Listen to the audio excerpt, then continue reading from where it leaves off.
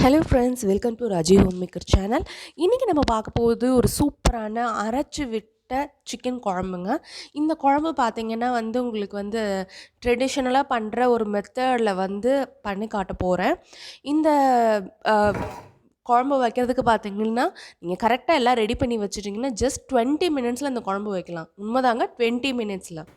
வாங்க இந்த ரெசிபி எப்படி செய்கிறதுன்னு பார்க்கலாம். இப்போ ஒரு கடாய் எடுத்துருக்கேன். இந்த கடாயில் கொஞ்சமாக நல்லெண்ணெய் விட்டுக்கிறேன். கோழி குழம்புக்கு பார்த்தீங்கன்னா நல்லெண்ணெய் தான் ரொம்ப நல்லாயிருக்கும். தேவையான அளவுக்கு விட்டுக்கோங்க. இப்போ நான் எடுத்துக்கிறது பார்த்தீங்கன்னா 1 கேஜி அளவுக்கு சிக்கன் எடுத்திருக்கேன். இந்த 1 கேஜி சிக்கனுக்கு தான் நான் எல்லா மெஷர்மெண்ட்டும் சொல்ல போகிறேன். இப்போ பாருங்கள், இந்த ஆயில் விட்டதுக்கப்புறமா இதில் 4 லவங்கம், கிராம்புன்னு சொல்லுவோம் இல்லையா, அது போட்டிருக்கேன். அதுக்கப்புறமா பட்டை, 2 பட்டை சின்ன சின்ன சைஸில், ஒரு 1 இன்ச் சைஸில் 2 பட்டை சேர்த்துக்கிடலாங்க. இந்த ரெசிபிக்கு பார்த்தீங்கன்னா நீங்கள் இந்த 1 கேஜிக்கு இந்த அளவுக்கு போதும். இதுக்கு மேலே நீங்கள் கிராம்பு பட்டை போட்டிங்கன்னா குழம்புல கடிப்படும், நல்லா இருக்காது. இது பார்த்திங்கன்னா இந்த ஆயிலில் இறங்கி அந்த ஃப்ளேவருக்காக மட்டும்தான் நம்ம அதை சேர்க்குறோம். அதனால் இந்த அளவே போதுமானது. இதுக்கப்புறம் பார்த்திங்கன்னா ஒரு பிரிஞ்சி இலையை பாதியாக பிச்சு இதில் போய் சேர்த்துக்கிறேன். இந்த இந்த கிராம்பு, பட்டை இது போக கூட நீங்கள் இந்த அன்னாசி விதைன்னு சொல்லுவோம் இல்லையா, அது போட்டுக்கிடலாம். அது கூட நீங்கள் சோம்பு சேர்த்துக்கிடலாம். அப்புறம் பார்த்திங்கன்னா இந்த கல்பாசின்னு சொல்லுவோம், கல்பாசின்னு சொல்லுவோம், அது போட்டுக்கிடலாம். பட் அதெல்லாம் ஆப்ஷன்ஸ் உங்களுக்கு. இது அந்த சோம்புலாம் போடும்போது நம்ம அரைக்கிறதுக்கு சோம்பு சேர்ப்போம். அதனால் நான் இதில் சேர்க்கலை. உங்களுக்கு வேணும்னு நீங்கள் சேர்த்துக்கிடலாம். இப்போ இது நல்லா பொரியிற அளவுக்கு இருந்தால் போதும். ரொம்ப ஹீட் பண்ணிடக்கூடாது, தீஞ்சு போயிடும், டேஸ்ட் நல்லா வராது. பொரியிற அளவுக்கு நீங்கள் ஹீட் பண்ணால் போதும்.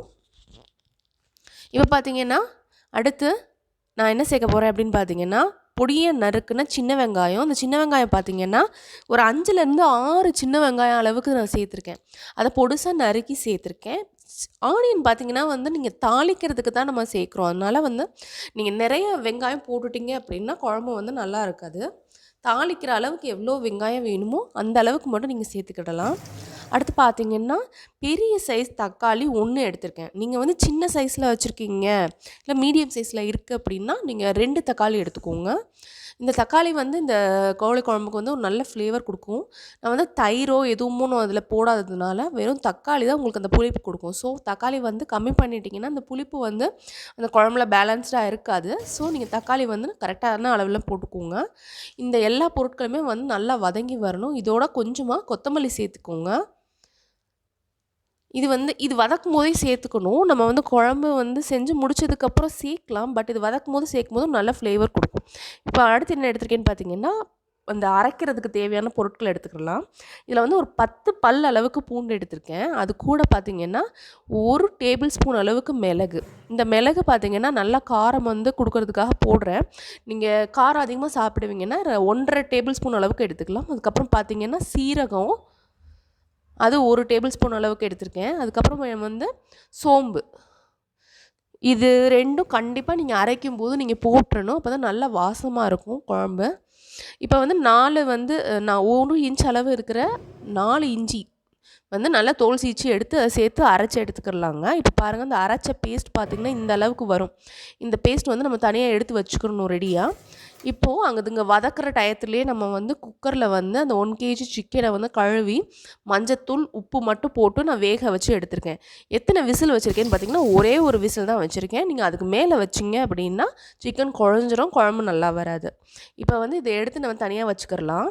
இதில் நம்ம தேவையான பொருட்கள் எல்லாம் சேர்க்க போகிறோம். அந்த பக்கம் நம்ம தனியாக கொத்தமல்லி, புதினா சேர்த்து நம்ம கடாயில் வதக்கி வச்சுருக்கிறத அமர்த்திடணும். அது வதங்குற அளவுக்கு பக்குவமாக வதங்கினா போதும். இப்போ இந்த வேக வச்ச சிக்கனில் மல்லித்தூள் சேர்க்குறேன், குழம்பு மிளகாய் தூள் சேர்த்துக்கிறலாம். குழம்பு மிளகாய் தூளில் நான் வெந்தயம் சேர்த்து நான் அரைக்கலை, அதனால் நான் இதில் சேர்க்குறேன். இப்போ அது கூட சில்லி பவுடர், தனி மிளகாய் தூள்னு வச்சுருப்போம் இல்லையா, அது சேர்த்துக்கிறேன். நீங்கள் எல்லாம் ஒன்றா சேர்த்து அரைப்பீங்க அப்படின்னா அதையும் நீங்கள் அரைச்சி எடுத்து வச்சுக்கிறலாம். இப்போ பாருங்கள், ஏற்கனவே அரைச்சி எடுத்து வச்சுருக்கிற அந்த பேஸ்ட் இருக்குது இல்லையா, அந்த பேஸ்ட்டை இது கூட நான் சேர்த்துக்கிறேன். இந்த பேஸ்ட் பார்த்திங்கன்னா எவ்வளோ அரைச்சி எடுத்துருக்கோமோ அவ்வளோத்தையும் நம்ம சேர்த்துக்கலாம். இந்த பேஸ்ட் தான் உங்களுக்கு வந்து இந்த குழம்புக்கு வந்து ஒரு நல்ல டேஸ்ட் குடுக்கும். நீங்க வந்து பூண்டோட குவான்டிட்டிய வந்து கம்மி பண்ணிடாதீங்க. அந்த குவான்டிட்டி கம்மி பண்ணீங்கன்னா, உங்களுக்கு டேஸ்ட் நல்லா வராது. அந்த பூண்டு, இஞ்சி இந்த அந்த அரைச்சு வச்சிருக்க அந்த கலவை தான் இதுக்கு வந்து டேஸ்ட் குடுக்கக்கூடியது. நம்ம ஏற்கனவே மஞ்சத்தூள் போட்டதுனால நான் இதில சேர்க்கல. இப்ப வந்து இத வந்து நல்லா கிளறி விட்டுடுங்க.